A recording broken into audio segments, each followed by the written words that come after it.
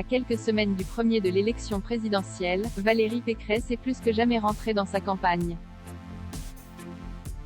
Mercredi 23 février 2022, elle était sur le plateau de BFM TV, face à Bruce Toussaint, pour défendre ses choix et son programme.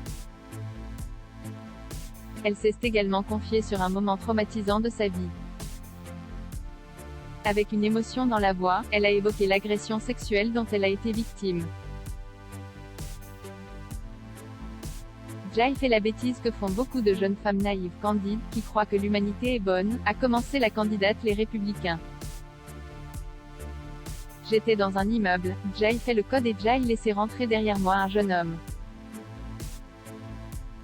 Il avait pas d'ascenseur dans cet immeuble, donc j'ai monté les escaliers, et il m'a sauté dessus dans l'escalier.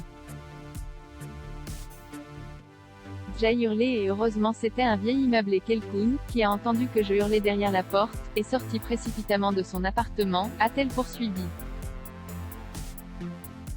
Donc il ne s'est rien passé.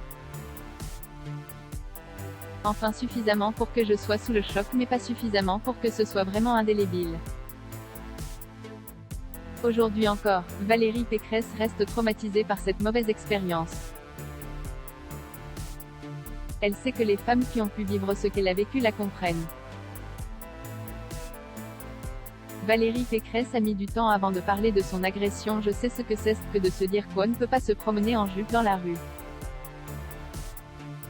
Parce que j'étais à l'époque en jupe courte, j'avais 20 ans.